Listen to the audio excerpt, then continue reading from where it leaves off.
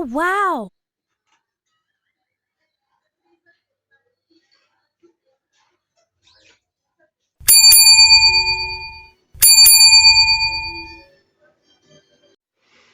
So yan po mga viewers ko. Kumusta po kayo dyan? Kumusta po kayo? Sana po nasa mabuti yung kalagayan at malayo sa karamdaman.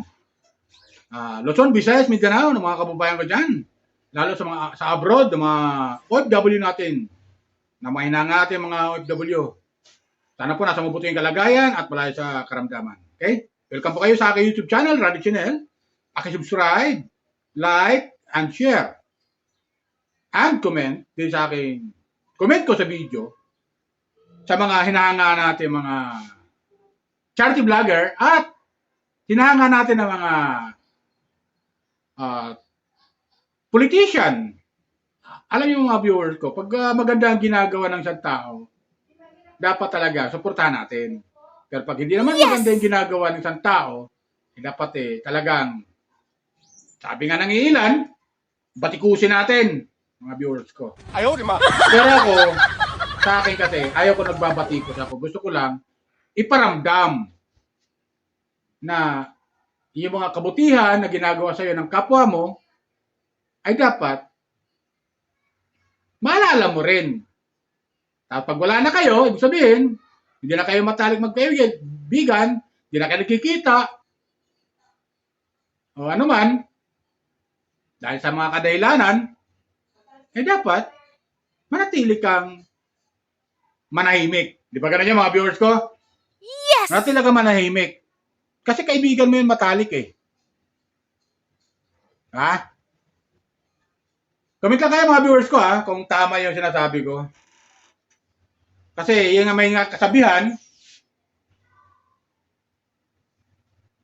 ang kaibigan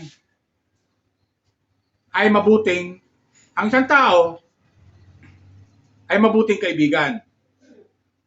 Ngunit, ang kaibigan ay masamang kaaway din.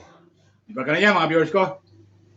So itong upload ko, kasi napanood ko rito sa social media at kumakalat na rin, itong ginagawa ni Anjo Aliana. Si Anjo Aliana, mga viewers ko, ito ay nasa Itbulaga dati. Itbulaga, Dabarkads dati, kasama ng Tilbik ang Dewey, pero dahil sa hindi natin alam kung anong kadahilanan, ay nawala ito sa Itbulaga. Hindi natin alam.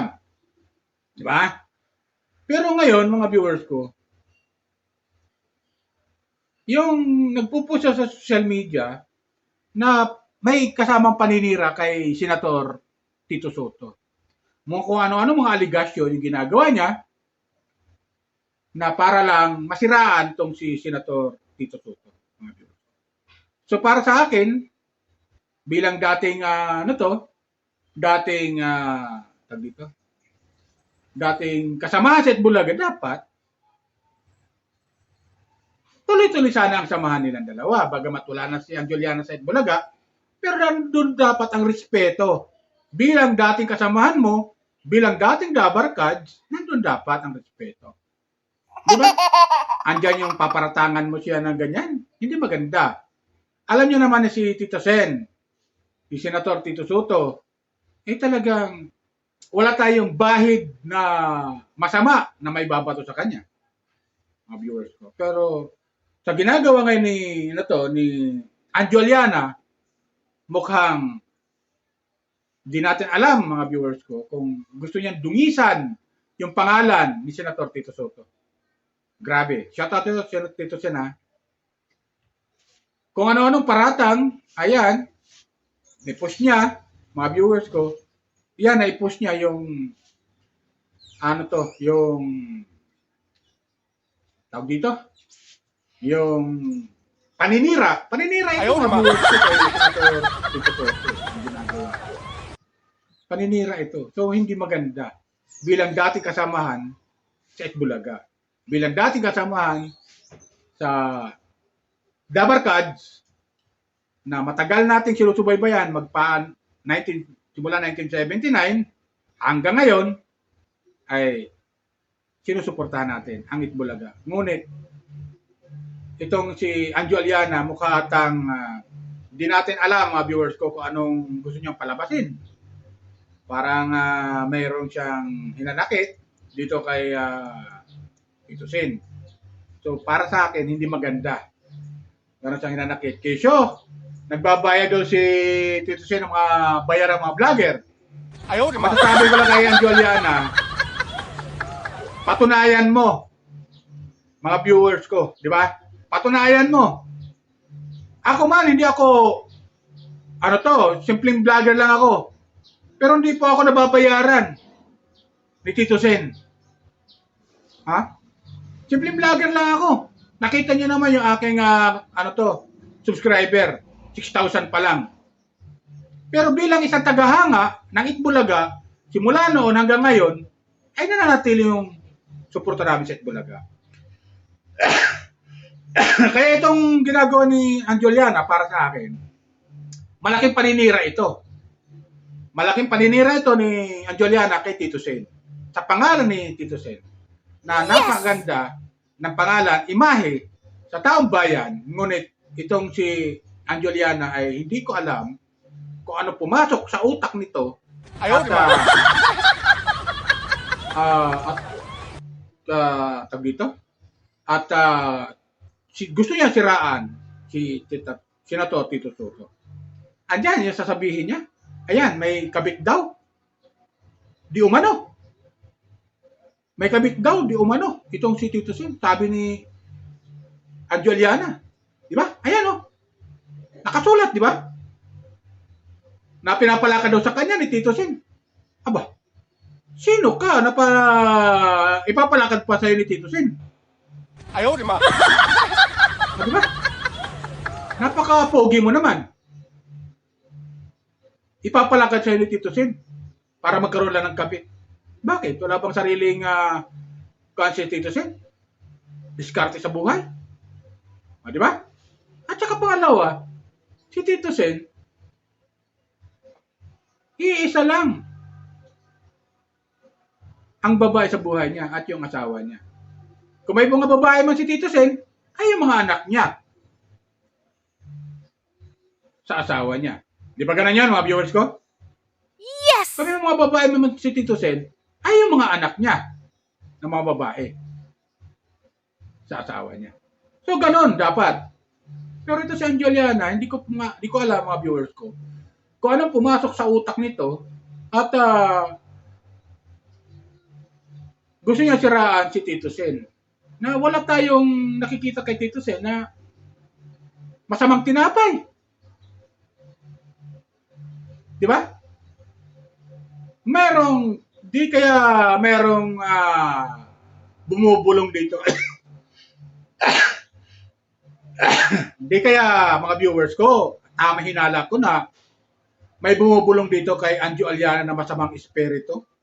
Ayaw, di ba? Ano sa palagay niya mga viewers ko? Para siraan lang si Tito Sen? Meron kaya masamang espiritu na bumubulong dito kay Anjo Aliana at hindi natin nakikita. Kaya sila nakakaalam nun. Kaya nagagawa niya itong siraan, itong si Tito Sen. Maganda ba ito yung ganyan, pinupush niya ganyan? Oh? Patunayan mo. Yan ang kailangan ngayon ng tao. Unang-una si Tito Sen, wala kami nakikitang bahid politika dyan sa kanya. O bahid ng personal sa kanya na masama. Wala kami nakikita. Basta ang alam lang namin, siya ay dating kasamahan sa Itbulaga. Di ba? From 1979 hanggang ngayon, kasama siya sa Itbulaga dahil nga nasa katungkulan siya ng ating gobyerno, siyempre, pahinga muna siya sa Itbulaga at tutukan niya yung taong bayan, ang pagsilbihan niya. Di ba ganun yung mga viewers ko? Ngunit, sa kabila ng lahat na ginagawa ni Tito Sen, na pagtulong o paglingkod sa taong bayan, may isang tao na dati niyang kasamahan sa Dabarkads na ito sa katauhan ni Anjo Aliana ay hindi natin alam kung ano ang pumapasok sa utak niya. Ayaw, O talaga may bumubulong sa kanya ng masamang espiritu na hindi natin nakikita. Hindi natin alam yon, siya nakakaalam doon. Di ba mga viewers? At nagagawa niya itong siraan si Tito Sen. Maraming hinahinala yung ibang mga kababayan natin. Ang dami, sabi, may mga mababasa natin sa comment section. Nagpapakuan lang daw to si Anjoliana. Nagpapa-impress lang to kasi laos na. Laos sa dating artista, laos na ngayon. Hindi napapansin ng taong bayan. Di ba mga viewers ko? Laos na dating artista. Na ngayon ay gumagawa ng paraan para makilala uli siya. Para ma-recognize uli siya ng taong bayan. Kasi laos na nga si Anjoliana. Tama ba ako mga viewers ko? Yung sinasabi ng mga ilan? Kaya kung laos ka na, manahimik ka na, laos ka na eh. Laos ka na eh. Huwag ka na magpa-kongkoan pa dyan kung ano-ano mga paratang mo na walang katotohanan, Anjoliana. Mr. Anjoliana. Kasi laos ka na eh. Huwag ka nang manira pa ng kapwa na dating kasamahan mo sa Itbulaga, gaganyanin mo. Anong klase yan? Tapos, makita pa natin sa social media, yung painting ni Joy De Leon na regalo sa kanya. Sabagay, regalo naman sa kanya yon. Ayun, ibininta niya kay Bustoyo. Painting yon. Bilang alaala sana, bilang sa pagkakaibigan nila, regalo sa kanya ni Joy De Leon, na dabarkad din, sa Itbulaga, ibininta niya kay Bustoyo. Matindi talaga pangangailangan ito ni Anjoliana. Ayaw, di ma. Meron si Tito Sen naman. Ang binabanatan niya. Desperado na ba talaga ito si Anjoliana? Mga viewers ko. Ano sa palagay niyo? Desperado na ba ito dahil hindi na siya kilala ngayon bilang artista? O, di ba? At wala na sa Itbulaga. Kaya nagagawa niyang siraan si Tito Sen. At hindi naman sa kanya naninira sa kanya. Yung ilang mga vlogger dyan, yung naninira sa kanya, bakit si Tito Sen ang pinatatama niya? Kesyo, nagbabayad daw si Tito Sen ng mga vlogger para siraan daw siya. Anong ebidensya niya? Gumagawa siya ng kwento. O, di ba? Ngayon sinasakyan siya ngayon ng ilang mga bugok. Ayaw, di ma. Ilang mga bugok na vlogger. Sinasakyan siya ngayon yung paninira niya. Akala niya siguro, susunggaban siya ng mga taga-suporta ng Itbulaga, ng mga ng Dabarkads ng Itbulaga, mga viewers. Bagkos, nabas siya, mga viewers. Puro negative. Grabe, nababas siya ngayon dito sa social media. Lalo sa comment section, mga viewers. Dahil hindi maganda yung kanya pinapakita sa Itbulaga, lalo na kay Tito Sen, na dati niyang kasamahan sa Itbulaga. So lumalabas kasi itong si Anjoliana, mga viewers ko. Lumalabas kasi itong walang utang na loob sa Itbulaga. Porque wala na siya sa Itbulaga, sisiraan niya si Tito Sen. Ang dami ang sinasabi. Katulad nito, isa na to. Di ba? Kesyo, nagbabayad daw si Tito Sen ng mga vlogger para siraan siya. Bakit? Sino ka ba? Hindi ka nga namin kilala na eh. Baka alam namin, dati kang Itbulaga. Ngayon, dahil wala ka na, laos ka na, hindi ka na namin napapansin. Ganun yun. Di kaya nagpapapansin lang ito si Anjoliana. Ano sa palagay nyo? Mga viewers ko. Ano sa palagay nyo? Nagpapapansin ba? Kasi laos na siya? Di ba? Kawawa naman. Mga viewers ko. Kawawa naman si Anjoliana. Pansinin nyo naman siya. Kulang sa pansin. Ayaw, di ma. Kulang sa pansin. Ito si Anjoliana. Gumagawa siya ng kwento ng walang katotohanan o paratang. Kesyo, may binabayaran si Tito Sen ng mga vlogger. Patunayan mo.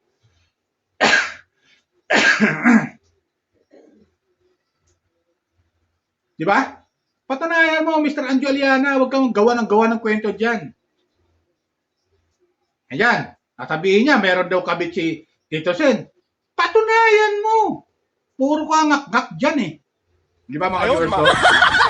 Patunayan mo, hindi puro daldal. Di ba? Pangit yung ganyan eh. Wala kang utang na loob na dati kasamahan mo sa Itbulaga, ang tagal yung nagsama sa Itbulaga bilang dabarkad, gaganyanin mo yung kasama mo, si Tito Sen. Para ano? Para siraan mo yung kanyang pangalan dito sa social media? Ganun ba? Ang gusto mong palabasin?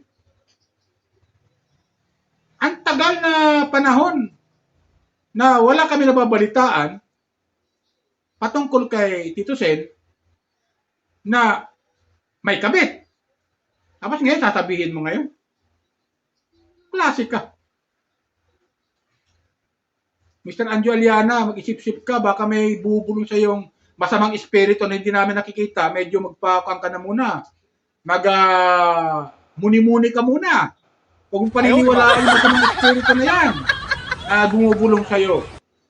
Dapat patunayan mo. Kasi kung gumagawa-gawa ka lang ng kwento, delikado yan. Delikado yan. Kasi yung masamang espiritu na bumubulong sa'yo, ay dadaling ka lang sa nasabi man natin, dadaling ka lang yan sa impyerno. Kasi yung masamang espiritu na yan, walang mabubulong yan na maganda, kundi puro kasamaan sa kapwa. Ayaw, di Ang ba? ibubulong ng masamang espiritu. Diba mga viewers ko? Kaya mag-isip-isip ka, Mr. Anjo Aliana. Pag laos ka na, manahimik ka na, laos ka na eh. Ayaw, di ba? Diba? Pag laos na, manahimik ka na. Huwag ka nang magpapakuampa dyan. Wala na, laos ka na eh. Bagkos, pasalamat ka at dati kang dabarkad. Tingnan mo yung mga dating dabarkad. Wala namang ganun eh. Ikaw lang eh. Wala kang utang na loob eh. Yun lang mga viewers ko. Okay? Palala ko lang ulit mga viewers ko. Sana na intindihan niyo yung aking saloobin bilang isang tagahanga, bilang isang viewers ng Itbulaga, simula noon hanggang ngayon, ay sulit dabarkad. Legit dabarkad. Ay, sana, wag natin papaniwalaan to si Anjo Aliana. Kasi may bumubulong dito masamang espiritu na hindi natin nakikita. At kung sino man nakakaalam noon, siya lang. Siya lang nakakaalam. Diba? So palalang ulit, mga viewers ko, lalo ng mga legit dabarkad, shout out sa inyo. Pakisubscribe naman po dito sa aking YouTube channel, Ran Channel. Pakisubscribe lang po, like and share and comment. Dito sa video. Comment ko sa video patungkol dito kay Anjo Aliana na naninira kay Senator Tito Soto. Gustong siraan ang pangalan ni Tito Sen. Dito ni Anjo Aliana. Na walang utang na loob. Laos na artista. Ayaw, di ba? Dating artista, laos na ngayon ay di natin alam kung ano pumapasok sa utak niya. O, kung tama ba yung sinasabi ko na merong bumubulong sa kanya na masamang espiritu, hindi natin nakikita. Kaya nagsasalita siya ng mga ganyan. Okay? O, nagpo-push siya ng ganyan. Hindi natin alam, siya lang nakakaalam nun. Okay? Diba? Yun lang po. Bye. Ingat po tayo lagi. Pagpalay po tayo ng pumikapan.